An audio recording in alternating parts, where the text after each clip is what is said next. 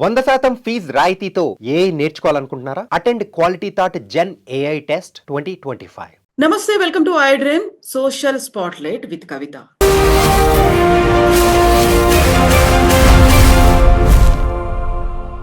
నానమ్మ కళ్ళల్లో ఆనందాన్ని చూడ్డానికని ఒక మనవడు తన అక్క ప్రేమించినటువంటి పెళ్లి చేసుకున్నటువంటి భర్తని చంపేశాడు. ఇది సూర్యాపేటలో జరిగింది. బంటి కులోన్మాదానికి బలయ్యాడు. ఇలాంటి సంఘటనలు ఈ మధ్య కాలంలో కూడా ఎందుకని కనిపిస్తున్నాయి? మారాల్సింది ఎవరు? ఎవరిలో మార్పు రావాల్సినటువంటి అవసరం ఉంది. మనతో పాటుగా ఉన్నారు ప్రముఖ హ్యూమనిస్ట్ బాబు గోగినేని గారు. బాబు గారు నమస్కారం అండి. నమస్కారం. సో బాబు గారు, మనం ఇలాంటి ఇన్సిడెంట్స్ అయినప్పుడల్లా ప్రతిసారి మాట్లాడుకుంటుంటాము. ఒకేసారి నాట్ ఓన్లీ భారతదేశాన్ని, ప్రతి ఒక్కరిని షాక్ గురి చేసినటువంటి అంశం ప్రణయ్ ఇష్యూ. అందులో మారుతీరావు ఎలా చంపేయించాడు అనే దాంతో పాటుగా రీసెంట్ గా కూడా జరుగుతున్నటువంటి ఇష్యూస్ అనేవి ఒక అలార్మింగ్ గా అనిపిస్తున్నాయా, లేకుంటే కొంచెం ఏదైనా మార్పు వచ్చింది అనిపిస్తోందా? ఎందుకంటే దాన్ని గ్లోరిఫై చేసి చూపించే వాళ్ళు ఒకప్పుడు పరువు హత్యలు, మా కుటుంబ పరువు పోయిందని, బట్ ఇప్పుడు దాన్ని కులానికి లిమిట్ చేయడం అనేది, సో ఎవరిలో మార్పు రావాల్సి ఉంది అనుకుంటున్నారు మీరు? అంటే మనం సమస్యని ఓవరాల్ పర్స్పెక్టివ్లో చూసుకుంటే అండి, యునైటెడ్ నేషన్స్ ఫ్యామిలీ ఫండ్ ప్రతి సంవత్సరము గణాంకాలని రిలీజ్ చేస్తూ ఉంటుంది. దాని ప్రకారం ప్రపంచవ్యాప్తంగా దేన్నైతే మనం ఇంకొక పదం తెలియక లేదు విషయం సరిగ్గా అర్థం కాక పరువు హత్యలని అంటున్నామో, ఆ కేటగిరీ కింద ప్రతి సంవత్సరం 5,000 మంది ప్రపంచవ్యాప్తంగా మగవారు ఆడవారు, ఈ 5,000 మందిలో ఆడవారు ఎక్కువ మగవారు తక్కువ హత్య కావించి పడుతున్నారు. ఇది వాస్తవం. సో ఇప్పుడు 5,000 మరణాలన్నీ కూడా ఈ లవ్ మ్యారేజ్ రిలేటెడ్ ఉంటున్నాయా? అంటే పరువుతో లింక్ అని. ఓకే. ఇప్పుడు పరువు అన్న కాన్సెప్ట్ ప్రతి సమాజానికి కూడా కొన్ని రకాల కాన్సెప్ట్స్తో వాల్యూస్తో లింక్ అయ్యింది. ఇప్పుడు ఫ్రాన్స్లో ఒక మాజీ ప్రధానమంత్రి 35 ఏళ్ల క్రితము కరప్షన్ అలిగేషన్స్ వచ్చిన కారణంగా అట్లా అడవిలోకి వాకింగ్కి వెళ్తున్నా అని చెప్పి తనను తను కాల్చి చంపేసుకున్నాడు. తను అవినీతి పరుడని తెలవటం కానీ ఆరోపణ కానీ వచ్చిన కారణంగా తన ప్రతిష్టకి దెబ్బ తగిలిందని తనని తాను చంపుకున్నాడు. జపాన్లో హరాకిరి చేసుకుంటారు. అంటే ఇప్పుడు మనకి కరువు టైంలో రైతులు చాలామంది తమ ప్రాణాలు తాము తీసేసుకుంటారు. కారణాలు అప్పుల వాళ్ళ వేధింపులే కాకుండా సమాజంలో తలెత్తుకోకుండా ఉన్నది పరిస్థితి మనది, మనకి గౌరవం పోయింది అని, దానికి సమాధానం లేదు కాబట్టి ఇదే దానికి పరిష్కారం అనుకుని చనిపోవటం, ఆత్మహత్య చేసుకోవటం, బలవన్మరణం పొందటం. సో ప్రపంచవ్యాప్తంగా ఇలా జరుగుతుందన్నది మనం ఒకసారి గుర్తించాలి. హత్య లేకపోతే ఆత్మహత్య సమస్యలకి పరిష్కారం అనుకోవటం, ముఖ్యంగా పరువుతో రిలేటెడ్ మ్యాటర్స్. ఇప్పుడు నా దృష్టిలో పరువు అంటే ఏమిటి అని అంటే, ఫలానా వ్యక్తి నైతికంగా జీవిస్తున్నాడా, తన ట్యాక్సులన్నీ కడుతున్నాడా, చట్టపరంగా తనకి ఏ బాధ్యతలు ఉన్నాయో అవన్నీ నిర్వర్తిస్తున్నాడా, కుటుంబంలో అందరి శ్రేయస్సు కోసము, సమాజంలో అందరి బాగు కోసము ఏమన్నా తాపత్రయపడుతున్నాడా, అబద్ధాలు చెప్పకుండా బతుకుతున్నాడా, మోసం చేయకుండా తన వ్యాపారాన్ని నడుపుకుంటున్నాడు, అవినీతి లేకుండా ఉద్యోగం చేస్తున్నాడా. ఇవన్నీ పాజిటివ్ టిక్స్ ఎవరికైనా ఉంటే దెన్ అతనికి పరువు ఉంది, ప్రతిష్ఠ ఉంది, అతను గౌరవంగా బతుకుతున్నాడు అని నేను అనుకుంటాను. నా క్యారెక్టర్ అనేది ఉంది అనేది కరెక్ట్. ఇది నా దృష్టిలో పరువు అంటే అది అని. ఇప్పుడు ఇందాక చెప్పాను చూడండి, 5,000 మంది ప్రపంచవ్యాప్తంగా అని. అది United nations population fund, population fund వారు చెబుతున్న 5,000 హత్యలు చాలా కన్జర్వేటివ్ ఎస్టిమేట్. నిజానికి 20,000 మంది అట్లా హత్యకు గురవుతున్నారు అని నాన్ గవర్నమెంటల్ ఆర్గనైజేషన్స్ చెప్తున్నాయి. పాకిస్తాన్లో ప్రతి సంవత్సరము ఒక 1000 నుండి 1100 మంది వరకు ముఖ్యంగా ఆడవారు హత్యకు గురవుతారు. అక్కడ ఏమిటి అన్నది, ఇప్పుడు పాకిస్తాన్లో మనకున్న కుల వ్యవస్థ లేదు. కులాలు ఉన్నాయి, అక్కడ కూడా కులాలు ఉన్నాయి. అది హిందూ సమాజానికి ముందున్న డివిజన్స్ని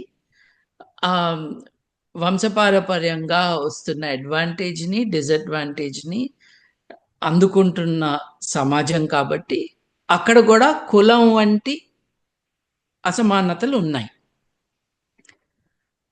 ఆ కారణంగా అంతకంటే ఎక్కువగా మన మతం ఒక అమ్మాయి ఇలా ప్రవర్తించడాన్ని ఒప్పుకోదు.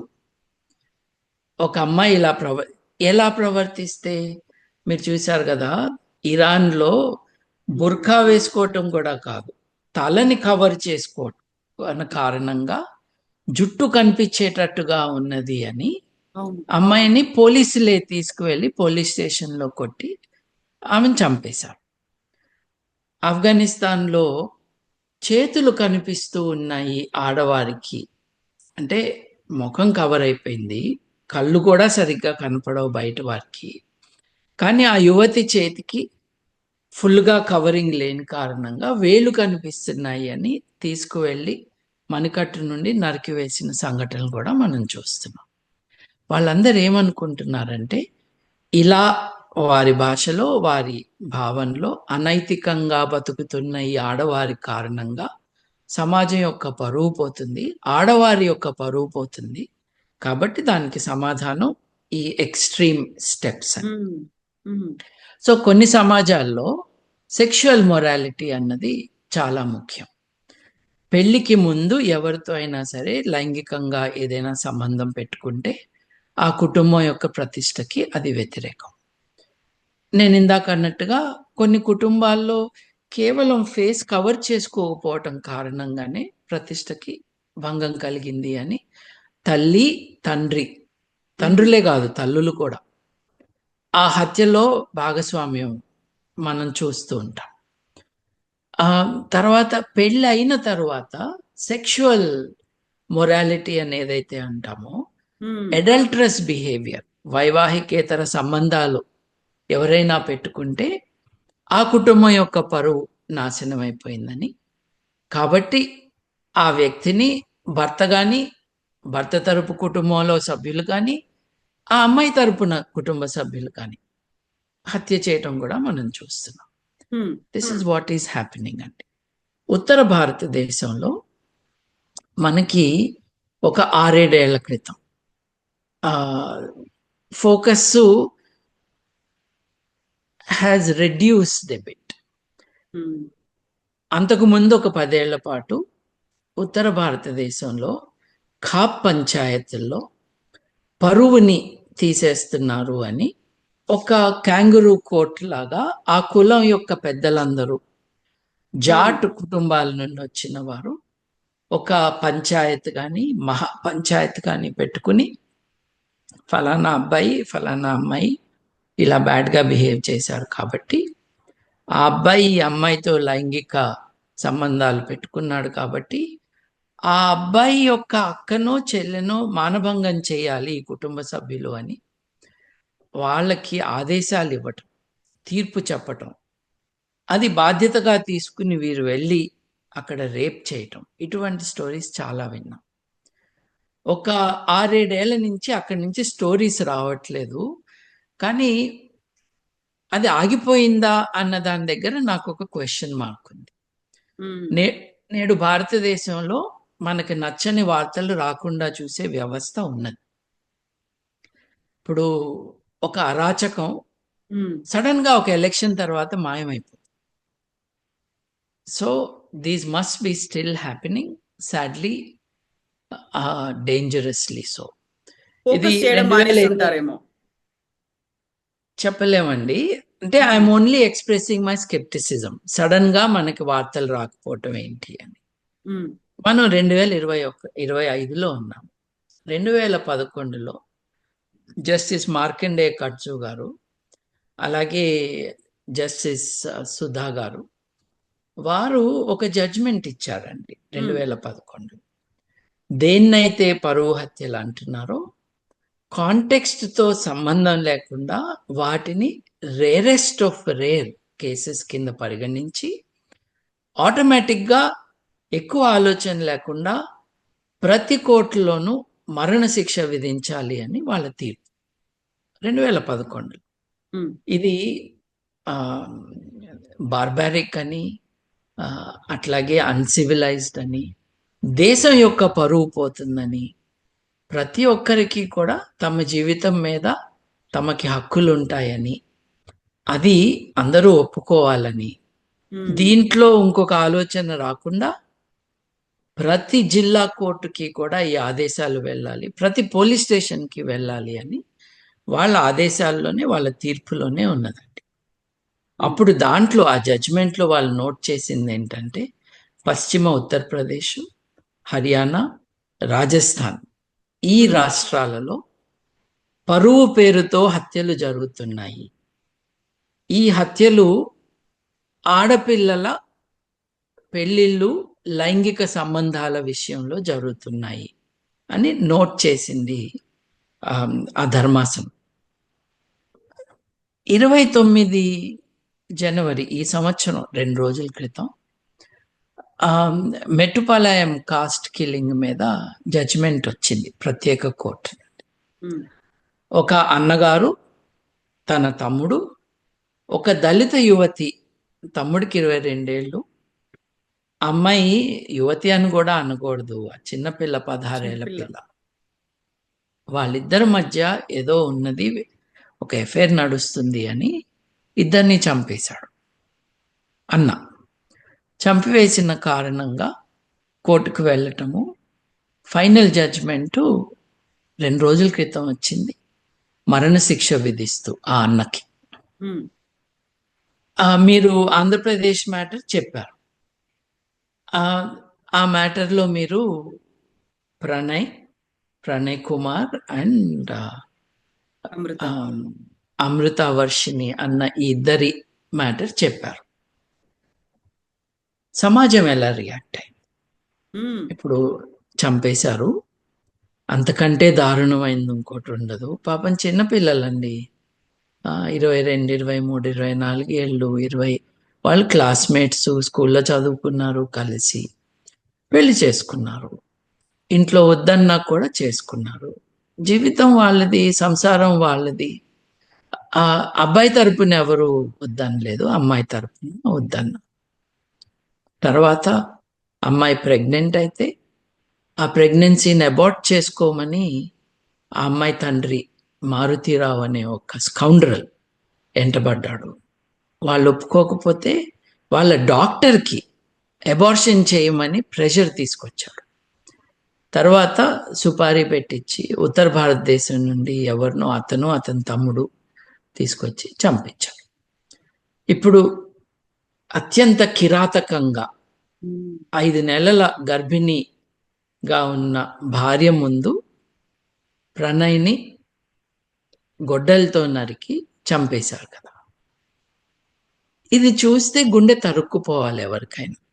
ఉమ్, కానీ ఆ న్యూస్ యూట్యూబ్లో కానీ, టీవీ ఛానల్స్ వాళ్ళు పెట్టినవి కానీ, వీడియోస్లో కింద మనం బాగా అయింది, ఇలాగే జరగాలి, తండ్రి మాట వినకుండా పెళ్లి చేసుకుంటుందా, బాగా అయింది, ఇప్పుడు తెలిసి వచ్చిందా నీకు అని వేల మంది రాశారు, వేల మంది తండ్రికి సపోర్ట్గా. కానీ ఇక్కడ పొరపాటు జరుగుతుంది, ఎట్లా జరుగుతుందో కూడా చెప్తాను. ఉమ్, నాకు ఒక రకంగా మిత్రుడు, కొన్ని విషయాల్లో మేము కలిసి ఆలోచించటం అన్నా చేస్తాము. ఉమ్, రామ్ గోపాల్ వర్మ గారు చేసిన దారుణం, మర్డర్ అని సినిమా తీశారు, ఇదే హత్య గురించి. ఇది ఒక తండ్రి యొక్క ప్రేమ కథ అని why a father should not love his daughter too much అని దానికి పబ్లిసిటీ ఇచ్చారు. ఎంత దారుణం, ఎంత నీచం ఈ మాట అనటం. ఉమ్, ఇప్పుడు కొన్ని మాటల్లో ఆ తండ్రి ఆత్మహత్య చేసుకున్నాడు. ఆత్మహత్య చేసుకున్నప్పుడు అతని శవాన్ని ఊరేగింపుగా తీసుకెళ్తే వాళ్ళ కులస్తులు చాలా మంది ఊరేగింపులో ఉండి మారుతీరావు అమర్ రహే అని చెప్పారు, అరిచారు. ఉమ్, రైట్.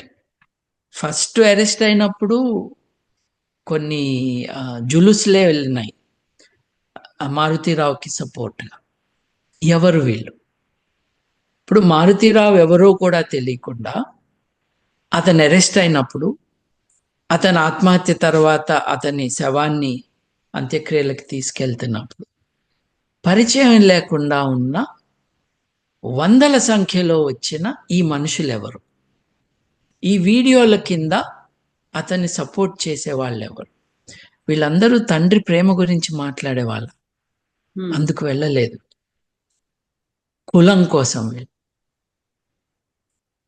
సెక్షువల్ మొరాలిటీ మ్యాటర్స్ ఏమో ఆఫ్ఘనిస్తాన్లో ముఖం చూపిస్తే, చేతులు చూపిస్తే, లేకపోతే జుట్టును కవర్ చేసుకోకపోతే ఇరాన్లో, పాకిస్తాన్లో పరువు నష్టం అంటే తల్లిదండ్రుల అనుమతి లేకుండా ఇంకెవరినైనా పెళ్లి చేసుకోవటం. ఇక్కడ కులం విధిస్తున్న పరిధులని అతిక్రమించి ఇంకొకళ్ళని పెళ్లి చేసుకోవటం, ఇది నేరంగా భావిస్తున్న సమాజం. అది అటువంటిది ఏదైనా జరిగితే దానికి పరిష్కారం హత్యనే అని, జస్టిస్ జరిగింది అని చెప్పడం, అదే సమాధానం అని. అదే సమాధానం. ఇది ఒక బ్యాక్వర్డ్నెస్ ఆఫ్ ది ఎక్స్ట్రీమ్ అయితే, సమాజంలో ఒపీనియన్ని ఇన్ఫ్లుయెన్స్ చేయగలిగిన ఇది ఒక తండ్రికి ఉన్న ప్రేమ అని మాట్లాడారనమాట.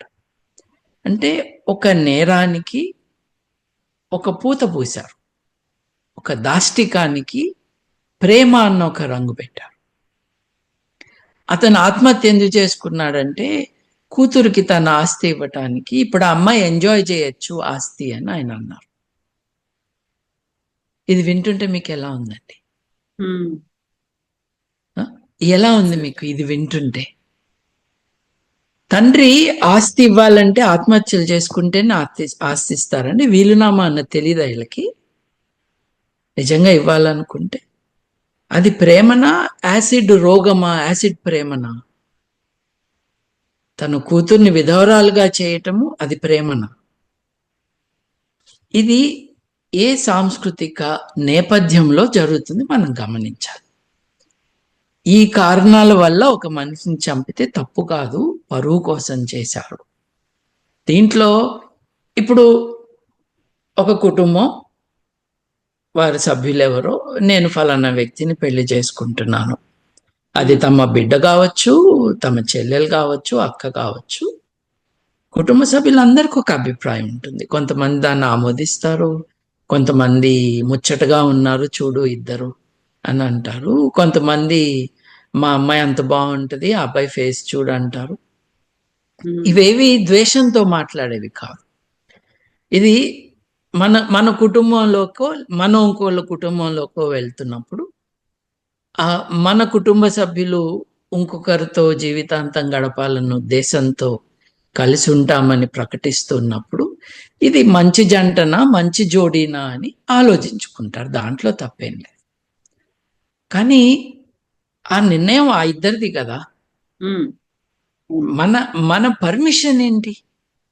మనం ఏదో ఒక మాట అంటే అనొచ్చు, ఈ జోడీ బాగుందనో బాగోలేదా.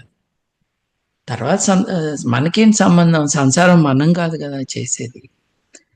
కానీ భారతదేశంలో మా చుట్టాలు ఏమంటారు, మనము వేరే వారి కోసం బతుకుతూ ఉన్నాం కాబట్టి మా చుట్టాలే కాదు మా కులంలో ఏమవుతుంది, ఇలా జరిగిన కారణంగా ఇప్పుడు మా అమ్మాయికి అక్కనో చెల్లెలో ఇంకెవరో ఉంటారు, అవుట్ ఆఫ్ టర్న్ ఈ అమ్మాయి పెళ్లి చేసేసుకుంది, ఇప్పుడు వాళ్ళ పెళ్ళిళ్ళు కావు అంటే కులం చుట్టూ సమాజం కోసం బతికే కుటుంబాలు, జనాలు, ఆ విలువలే వారికి మార్గదర్శకాలు అవ్వటం అన్నది మనకున్న పెద్ద రోగం. I come back to the idea of పరువు. కులం అని ఉంది కదండి. కులం అంటే ఏంటండి? వివక్షకి ఒక భూమిక ఇచ్చేది కులం. కులమే నేరం కదండి. సాటి మనిషి ఇతర మనుషుల లాంటి వ్యక్తి కాదు, వాళ్ళకంటే పైన కానీ వాళ్ళకంటే కింద కానీ ఉన్నారు. వ్యక్తికి ఒక డిగ్నిటీ ఉండాలి, ఒక దర్పం ఉండాలి. అది పుట్టుకతో కాదు, వారి పర్సనాలిటీ, వాళ్ళ క్యారెక్టరిస్టిక్స్, వాళ్ళ క్యారెక్టర్, వాళ్ళ బిహేవియర్ నుండి రావచ్చు అన్న ఆలోచన లేకుండా నువ్వు ఎవరికి పుట్టావో దాన్ని బట్టే అని. అది ఒకటి. కర్ణుడి దగ్గర నుంచి అదే కదా, నువ్వు ఎవరికి పుట్టావో దాన్ని బట్టి నువ్వు రాజ్యాన్ని ఏలొచ్చా లేదా అన్నది ఒకటి. అర్హత ఉందా లేదా కదా. సో అదొకటి ఉంది. రెండవది ఏంటి? ఆడవారికి వ్యక్తిత్వం ఉందా లేదా, వారి వ్యక్తిత్వం వారికి ఉందా లేదా. మీరు ఇంట్రడక్షన్ లో ఓ మాట అన్నారు, మనం ఇట్లా జరిగినప్పుడల్లా మాట్లాడుకుంటాము అని. ఇలా జరగక ముందు కూడా మాట్లాడుతూనే ఉన్నామండి, మానవవాదులం, హేతువాదులం. ఏమంటున్నామంటే, ఒక నేరం జరిగినప్పుడు చర్చించుకోవటం కాదు, ఏ సాంస్కృతిక నేపథ్యంలో ఏ విలువలు సమాజంలో ప్రబలుతున్నాయో దాని ఆధారంగా నేరాలు జరుగుతాయి. ఇప్పుడు భారతదేశంలో ఆడవారి పట్ల వివక్ష ఉంది అన్నది వాస్తవం. మనం ఎంత కాదన్నా కూడా అది వాస్తవం. 1000 మంది మగవాళ్ళకి కొన్ని రాష్ట్రాల్లో 930 మంది, కొన్ని రాష్ట్రాల్లో 950 మంది ఆడవారు ఉన్నారు. ఇది గమనించి ఏం చేస్తే మన మన సమాజంలో పుడుతున్న ఆడబిడ్డలు సేఫ్గా ఉంటారన్నది ఆలోచించుకోవాలి. మన కోసం మనం ఆలోచించుకోవాలి. ఇది మతపరమైన దెబ్బలాట కాదు. ఆడవారు లేరు, వారిని ఎలా కాపాడుకోవాలన్నదే సమస్య. ఇది మానవ సమస్య. ఎందుకు పుట్టట్లేదు? పుడితే ఏమవుతున్నారు? భ్రూణహత్యలు మగపిల్లలు, మగ శిశువు పుట్టబోతాడంటే జరుగుతాయా? ఆడ శిశువు పుట్టబోతుందంటే జరుగుతాయా? ఇది నేరం కదా. దీంట్లోకి మతాన్ని ఎందుకు తెస్తున్నావు? ఎందుకంటే నువ్వు ఆ విలువల ప్రకారం బతుకుతున్నావు. అవేం విలువలు? పెళ్లి అయ్యే వరకు ఒక అమ్మాయి తండ్రి యొక్క ప్రాపర్టీ. పెళ్ళైనప్పుడు కన్యని నువ్వేం చేస్తున్నా? దానం చేస్తున్నావు. ఎవరికి చేస్తున్నావు? అల్లుడికి చేస్తున్నావు. తండ్రి యొక్క ప్రాపర్టీ అల్లుడి యొక్క ప్రాపర్టీ అయింది. మధ్యలో అల్లుడు ఎప్పుడైనా చనిపోతే ఆ తల్లికి ఉన్న బిడ్డల్లో మగపిల్లలు ఎవరైనా ఉంటే ఆవిడ ఆ మగపిల్లవాడికి చెందుతుంది. ఇలా ఉండకూడదు. పుత్రకామేష్టి యజ్ఞాలు ఏంటి, మీరు చేస్తున్నది ఏంటి, ఇది తప్పు కదా, మీరు కన్యాదానం అంటే ఎట్లా, ఇది అన్యాయం కదా అని చెప్తున్నప్పుడు నువ్వు నా మతాన్ని వ్యతిరేకివి అంటావు. మనుషులకి మీరు వ్యతిరేకంగా ప్రవర్తిస్తున్నప్పుడు అలా కాదు ఇలా ఉండాలి అని చెప్పటం, మీకు చెప్పేవాళ్ళు శత్రువులయ్యారు. ఇదే ప్రివలెంట్గా ఉన్నది as a principal, as a value in society. ఇప్పుడు నీకు మగబిడ్డ లేకపోతే, నువ్వు విధవరాలు అయిపోతే, నీకు అన్ననో తమ్ముడో ఉంటే వాళ్ళతో ఉండాలి నువ్వు కదా. మరి ఆడవారిని ఇలా ట్రీట్ చేస్తూ పెళ్లి విషయంలో కులాన్ని తీసుకొచ్చి వేరే వేరే ప్రాబ్లమ్స్ కూడా ఉన్నాయి. ఆస్తులు, చదువు, ఆస్తులు కంపాటబిలిటీ, చదువు కంపాటబిలిటీ అన్నది ఇట్స్ అబౌట్ కంపాటబిలిటీ. ఇప్పుడు బాగా చదువుకున్న వాళ్ళు ఏమీ చదువు రాని వాళ్ళతో ఫ్రెండ్స్గా ఉండొచ్చేమో కానీ ఒక కుటుంబాన్ని ఏర్పరచుకున్నప్పుడు చాలా ఇబ్బందులు వస్తాయి. అది ఎగ్జామిన్ చేసుకోవాలి. కానీ మీరు మీ పుట్టుక కారణంగా మీరు అర్హత కోల్పోయారు చూడండి, ఇంకో మనిషిని పెళ్లి చేసుకోవటం అన్నది, అక్కడ వస్తున్నది మనకి ఇబ్బంది. Right, again we will put it in perspective అండి. రాజ్యసభలో మన home ministry needed to answer some questions 2022లో 2022లో మర్డర్స్ ఎన్ని జరిగినాయి, ఉమ్, గత 5 ఏళ్లకి మీరు మాకు డేటా ఇవ్వండి. అట్లాగే వీటిల్లో పరువు పేరుతో జరుగుతున్న హత్యలు ఎన్ని చెప్పండి అని. ఉమ్, నేను ఇందాక అన్నాను చూడండి, అయితే 5,000 లేకపోతే ఎన్జిఓ ఫిగర్స్ 20,000 ప్రపంచవ్యాప్తంగా, పాకిస్తాన్లో 1,100, లేదు పాకిస్తాన్ హ్యూమన్ రైట్స్ ఆర్గనైజేషన్స్ లెక్క ప్రకారం 5,000.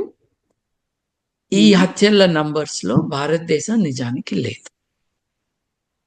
భారతదేశంలో హోమ్ మినిస్ట్రీ ఇచ్చిన వాస్తవంగా ఏం జరుగుతుందో నాకు తెలియదు. అన్ని హత్యలు కరెక్ట్గా క్లాసిఫై అవ్వాలని లేదు. బట్ భారతదేశంలో 3, 4, 5 కంటే ఎక్కువ జరగదు. మీరు ఇప్పుడు చెప్పిన లెక్కను బట్టి చూస్తే ఈ మధ్య కాలంలో ఒక లేడీ కానిస్టేబుల్ ని చంపేశాడు, వాళ్ళ సొంత తమ్ముడే చంపాడు. ఇది ఫస్ట్ గ్లోరిఫై అయింది, కులోన్మాద హత్య గ్లోరిఫై అయినప్పటికీ కూడా, చెప్పినప్పటికీ కూడా ఆ తర్వాత ఆస్తుల పంపకాలకి సంబంధించి జరిగినటువంటి ఒక గొడవగా, అంటే ఆ కేటగిరీలోకి వెళ్ళిపోయింది ఇంకా అది. అదే అంటే చూడండి, నేను యాక్చువల్లీ డేటా చూశాను. డేటా ప్రకారం మనకి ఏం తెలుస్తుందంటే, ఐ థింక్ 2017లో ఫర్ ఎగ్జాంపుల్ 28,000 మంది భారతదేశంలో హత్య కావించబడ్డారు. వారిలో పరువు హత్య పేరుతో 33ని చంపారు. ఒక్కళ్ళది కూడా దారుణమే. What I'm saying is numbers అవి, నంబర్స్ ఇవి అని. 33 అని అంటే నెలకి 2 చంపుతున్నారు దేశంలో. ఇలా జరిగిన కారణంగా ఎంతమంది యువకులు యువతులు తమ ఇష్ట ప్రకారం ఉండాలి అన్న కోరికను పక్కన పెట్టి భయంతో బతుకుతున్నారో మనం చూసుకోవాలి. ఇప్పుడు తల్లిదండ్రులు, అన్నలు, తమ్ముళ్ళు, ఇప్పుడు నిన్నటి కేసులో నాయనమ్మ, ఇటువంటి వారి కోరికలు వారి ప్రతిష్టకి భంగం కలిగిందన్న ఒక కంప్లైంట్ కారణంగా ప్రాణాలే పోతాయి అన్న ఇది. మనం మాట్లాడుతున్న హత్యలండి. ఇంట్లోంచి పారిపోయిన వాళ్ళు ఎంతో మంది ఉన్నారు. పోలీసుల రక్షణ పొందటానికి గబగబా పోలీసుల దగ్గర పరిగెత్తుకుంటా వెళ్ళి రక్షణ కోరిన వాళ్ళు వందల్లో. What is this telling us? What this is telling us is, భారతదేశంలో మనం తెలుగు రాష్ట్రాల గురించే మాట్లాడుకుంటే చాలా మంది స్కూళ్ళకి వెళ్తున్నారు. ఆడపిల్లలు ఇంటి బయటకి అడుగు వేయగలుగుతున్నారు. ఇంటి బయటకు అడుగు వేసిన కారణంగా కాస్త చదువు, ప్రపంచం గురించి కొంచెం బయట నుంచి కూడా వచ్చే జ్ఞానం కారణంగా ఒక అవగాహన, సాటి ఆడవారిని మిగతా మగపిల్లల్ని కలవటం, ఒక వయసులో హార్మోన్స్ కావచ్చు, ఒక వయసులో బయలాజికల్ నీడ్స్ కావచ్చు, ఒకరి పట్ల ఆకర్షితురాలు అవ్వటం జరుగుతుంది. ఇప్పుడు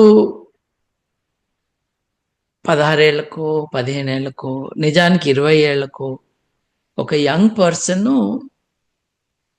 పెళ్లి విషయంలో కరెక్ట్గా డిసైడ్ చేస్తారని మనం కాన్ఫిడెంట్గా ఉండలేం. మెచ్యూరిటీ ఉండదు కాబట్టి అప్పటికి. కాబట్టి మనకి సైకాలజీ, సైకియాట్రీ మనకు చెప్తున్నది యావరేజ్గా 25 ఏళ్ళు వచ్చే వరకు జడ్జ్మెంట్ కరెక్ట్గా ఉండదు.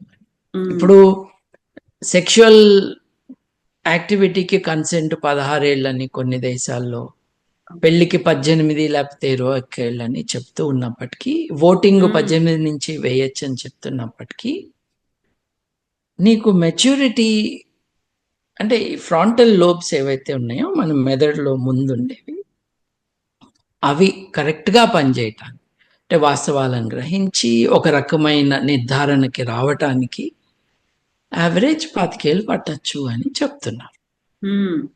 మరి ఆ నిర్ణయాలలో కుటుంబాలకి భాగస్వామ్యం ఉండటం నా దృష్టిలో కరెక్టే. Not imposition, inputs. ఇదిగో అమ్మాయి ఇది కరెక్ట్ కాదు, అబ్బాయి నువ్వు చేస్తున్నది విల్ నాట్ వర్క్అవుట్. జాగ్రత్తగా ఉండు, ఓ 2 ఏళ్ళు ఆగు, ఓ 4 ఏళ్ళు ఆగండి అని చెప్పటం తప్పు. అది కుటుంబం తన సభ్యులను కాపాడుకోవటానికి చేసేది. ఉమ్, కట్టడి చేయటము, హత్యలు చేయటం కాదు నేను మాట్లాడుతాను, బెదిరించటాలు కాదు. నువ్వు ఆర్య సమాజ్కి వెళ్ళి పెళ్లి చేసుకుంటావా అని ఆర్య సమాజ్ ఆ వెన్యూ పైన దాడి చేయటం, వీళ్ళు ఎక్కడ దొరుకుతారని ఎతకటం. నిజానికి వీటన్నిటిలో హీరోస్ పోలీసులండి. మిగతా విషయాల్లో మనం పోలీస్ వ్యవస్థ పైన కోపంగా మాట్లాడొచ్చు, కానీ ఉమ్, పిల్లల హక్కులు కాపాడుతున్నది పోలీసులు మాత్రమేనండి. కుటుంబ సభ్యులు పిల్లల్ని చంపేస్తామను బెదిరిస్తా ఉంటే మమ్మల్ని రక్షించండి అని నేను మేజర్ని అని చెప్పి ఈ పిల్లలు లేదు యూత్ స్టేషన్కి వెళ్ళి అడగటం, దాదాపు అన్ని కేసెస్లోనూ పోలీసులు మీకు మేము ఉన్నామని చెప్పటం, వాళ్ళని రప్పించి వాళ్ళకి కౌన్సిలింగ్ ఇవ్వటం. I think we should recognise their important contribution. Exactly. ఇది మటుకు ఇప్పుడు ఈ భార్గవి గారి భర్త బంటిని, కృష్ణ ఆలియాస్ బంటిని చంపినది తుంగతుర్తి మండలం. ఉమ్, తుంగతుర్తి గ్రామం, ఆ ప్రాంతాల్లో నేను దళిత కమ్యూనిటీ బ్యాక్వర్డ్నెస్ మ్యాటర్స్ని గమనించి అడాప్ట్ దళిత్ విలేజ్ అని ఒక ప్రోగ్రాం పెట్టి 5 గ్రామాలని, గ్రామం అంటే 1000 మంది సభ్యులు లేదు అక్కడ డెనిజన్స్ రెసిడెంట్స్ ఉన్న ఒక సమూహాన్ని ఒక గ్రామంగా అన్నాం. ఇట్లా 5,000 మంది సూర్యాపేటకి చుట్టుపక్కల ఓకే. గ్రామాలలో దళిత కుటుంబాలకి స్కూల్కి వెళ్ళిన పిల్లలకి స్కూల్ తర్వాత వేరే విద్యలు నేర్పించడం, ఉమ్, ముసలి వాళ్ళకి ట్రీట్మెంట్ కోసం లయన్స్ క్లబ్ సహకారంతో డాక్టర్లు లోకల్ కాంట్రిబ్యూషన్స్తో ఆ డాక్టర్లని కారులో రప్పించి తీసుకువచ్చి మామూలుగా దొరికే మందులు ఏవైతే చాలామంది జీవితాల్లో పెయిన్ తగ్గిస్తాయో, జ్వరాలను అడ్రెస్ చేస్తాయో, హెల్త్ ఇంప్రూవ్ అవుతుందో ఉమ్. అవి సప్లై చేసేటట్టు చేసి 4 ఏళ్ల పాటు వి డిడ్ దట్ అండి. ఎప్పుడండి ఇది? నాకు ఒక అవగాహన, సారీ, ఏ కాలంలో ఎప్పుడు ఇది జరిగింది మీరు చేసింది? రఫ్గా ఒక 15 ఏళ్ల క్రితం సంగతి. ఓకే. ఓకే. ఒక 3-4 ఏళ్ళు. So until about 10 years ago we did this. Okay. Um, um, so ఆ టైంలో నేను ఇన్వాల్వ్ అయి ఉన్నాను. చేసింది నా దళిత మిత్రులే, వారితో చేయించాము, వారితో కలిసి చేశాము, చేసింది వాళ్ళే. ఉమ్, ఇదేదో నేను చేశానని చెప్పుకోవటానికి కాదు, ఆ ఏరియా గురించి మాకు ఒక అవగాహన ఉందని చెప్పటానికి. ఉమ్, అక్కడ చేతబడి పేరుతో హత్యలు జరుగుతాయి.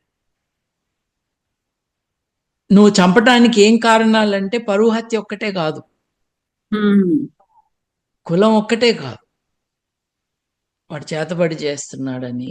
ఒక స్కూల్లో మోడల్ స్కూల్గా గవర్నమెంట్ కడితే ఆ స్కూల్లో అమ్మ బలి కోరుతుంది అని చెప్పి, బలి అంటే మేక అనుకునేరు. ఉమ్, 1960లో రైస్ మిల్లు పెట్టినప్పుడల్లా ఒక కార్మికుడు కనపడకుండా పోయేవాడు. తర్వాత ఆ కార్మికుడి విధవకి 5,000 రూపాయలు ముట్టేవి. ఎందుకు అనుకుంటున్నాం? ఇది మనుషుల్ని చంపే ఒక పద్ధతి ఉండేది ఒక 60 ఏళ్ల క్రితం సంగతి. ఉమ్, అట్లాంటి ప్రదేశంలో మంత్రగాళ్ళన్న నెపంతో హత్యలు, కులం యొక్క బ్యారియర్స్ని దాటి వెళ్ళారని హత్యలు. 7,000 మందితో సూర్యాపేట టౌన్లో మేము మూఢనమ్మకాలకి వ్యతిరేకంగా సమరభేరి అని 7,000 మంది గ్రామస్తులను రప్పించి పిల్లలను అక్కడ నుంచోబెట్టి, జగదీశ్వర్ రెడ్డి గారు మొన్నటి వరకు ప్రీవియస్ గవర్నమెంట్లో మినిస్టర్, ఆయన మినిస్టర్. అప్పుడు ఎమ్మెల్యే అనుకుంటా, తర్వాత తెలుగుదేశం నుంచి టీఆర్ఎస్కి వచ్చిన దళిత్ లీడర్ అండి, పేరు మర్చిపోయాను అయింది. నేను గవర్నర్ కావాలని కూడా చాలా, మోత్కుపల్లి నరసింహులు గారు, వీళ్ళు కూడా సమావేశానికి వచ్చి అందరితో పాటు ప్రతిజ్ఞ పూనారు. మేము మూఢనమ్మకాల వ్యతిరేకంగా ఉద్యమిస్తాము. ఆ, మేము మంత్రగాళ్ళు మాకు ఈ శక్తులు ఉంటాయని చెప్తారు కదా, మ్మ్. అవి శక్తులు కాదు. న్యాచురల్ ఈవెంట్స్లో కొంచెం ఫిజికల్ మ్యాటర్స్ అర్థమైతే మనం కూడా చేయొచ్చు అని చెప్పి మంటల మీద నడవటం కూడా మేము జగదీశ్వర్ రెడ్డి గారిని కూడా నడిపించాం. దానికి ప్రత్యేక శక్తులేం అక్కర్లేదు అని. ఈ వందల పని నేను మంది కూడా ఈ పని నేను కూడా చేశానండి. 2011లో మహబూబ్ నగర్ లో కస్తూర్బా విద్యాలయాలకు సంబంధించి అక్కడ రాత్రులు గజ్జెల సౌండ్లు వినిపిస్తున్నాయి, ఆడపిల్లలు అక్కడ వెళ్ళి అక్కడ పడుకోవడానికి భయపడుతున్నారు అనుకున్నప్పుడు జన విజ్ఞాన వేదిక వాళ్ళు అక్కడ ఇంటర్వ్యూన్ అయ్యారు. అప్పుడు అర్ధరాత్రి పూట చేసినటువంటి పనిలో నేను కూడా ఉన్నాను, అలా మంటల మీద నడవడం అనేది. ఇంత చూడండి. అవేర్నెస్ చేసినప్పటికీ కూడా ఇప్పటికీ మీరు చెప్పినటువంటి ఈ చేతబడులు, మంత్రాలు, దాని మీద ఇంకా చర్చలు, చంపడాలు కొనసాగుతూనే ఉన్నాయి కదా. ఉన్నాయండి. విచారకరమైన విషయం ఏంటంటే ఈ గత 10 ఏళ్లలో ఎప్పుడూ మతంతో డేంజరే, కానీ మతం ఈరోజు మంద చేతిలోకి వెళ్ళిపోయింది. ఎవరు మాట్లాడినా కొట్టడానికి, రాళ్ళు విసరటానికి వచ్చే అల్లరి మూకల్ని పొలిటికల్ పార్టీస్ పోషిస్తున్నాయి, లేదా ఆ మూకలే పొలిటికల్ పార్టీలు అవుతున్నాయి. దాని కారణంగా వాలంటీర్గా ఉద్యోగాలు చేసుకుంటూ, పనులు చేసుకుంటూ, వ్యాపారాలు నడుపుకుంటూ, అందరిలాగానే తమ సమస్యలను తాము పరిష్కరించుకుంటూ ఓ శనివారం, ఆదివారం, పొద్దున్నో సాయంత్రమో ఇవి సమాజాన్ని నాశనం చేస్తున్నాయి. Let's contribute to betterment in society అని వస్తున్న వాళ్ళని యాంటీ నేషనల్ అని, నీకు చర్చ్ వాళ్ళు డబ్బులు ఇస్తున్నారని, నువ్వు తుర్కోళ్ళ ఎంకరేజ్మెంట్తో చేస్తున్నావని, నువ్వు దేశద్రోహివని, నువ్వు మతానికి వ్యతిరేకవని, మా హిందూ మతాన్ని వ్యతిరేకని దాడి చేస్తున్నారు కదా. సో హేతువాదులు మన పని మనం చేసుకుందామని ఒక అడుగు వెనక్కి వేశారు. ఇవాళ పోలీసులకి సపోర్ట్ లేదు. ఇవాళ ఈ హత్యలు ఎక్కువైనాయి. ప్రభుత్వం ఏం చేస్తుంది?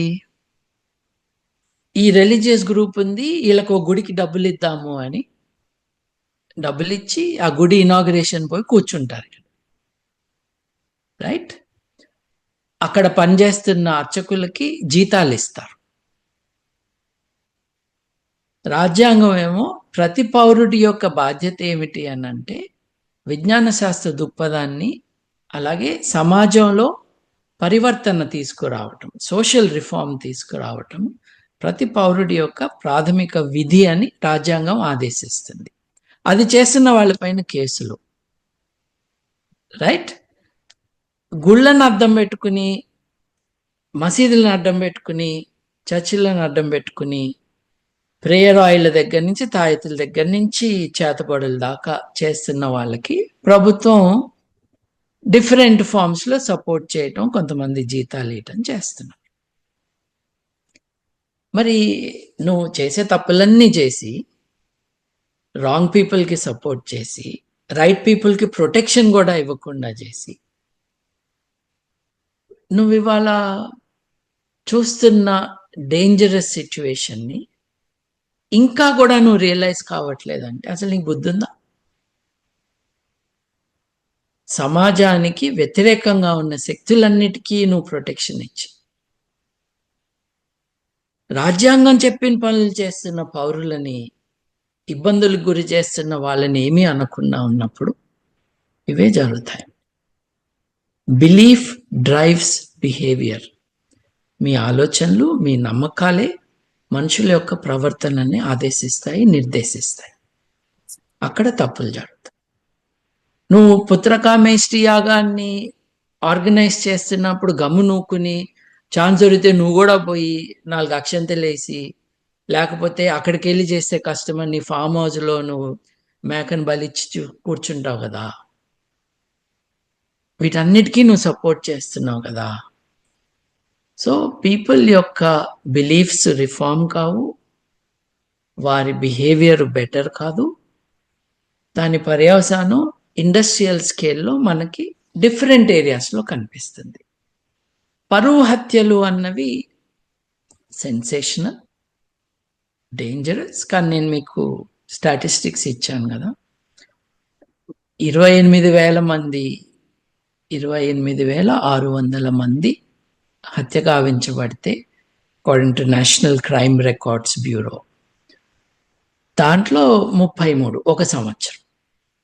కొన్ని సంవత్సరాల్లో తక్కువ, ఇంకొన్ని సంవత్సరాల్లో ఎక్కువ.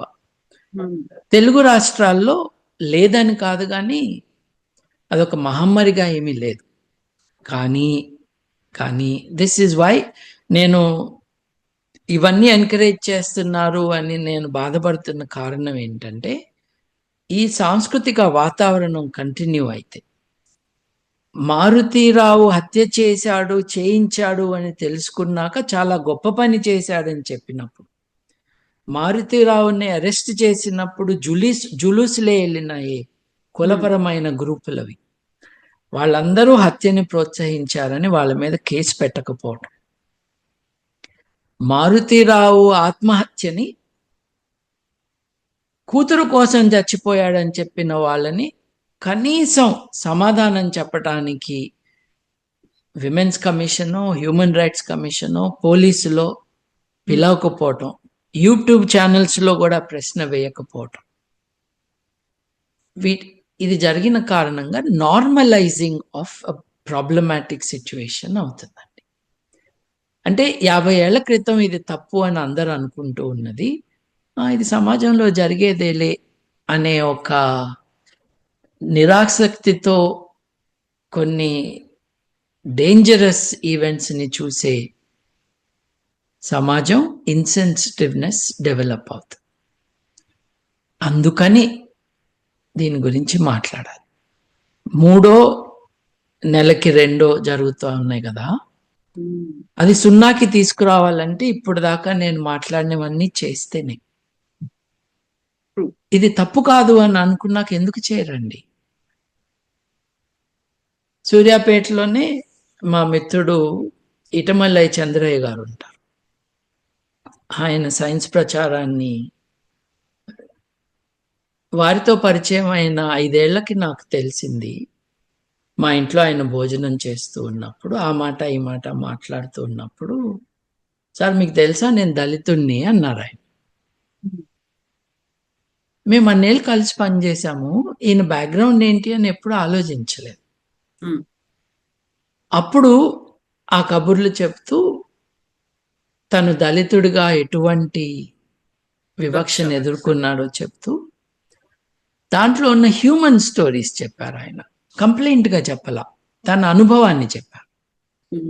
ఆయన ఏమన్నారంటే, తన ప్రాణమిత్రుడు, స్కూల్లో తన ప్రాణమిత్రుడు తను కలిసి భోంచేయాలనుకుంటే ఆ అబ్బాయి తన ఇంటికి వెళ్ళేవాడంట తినటానికి.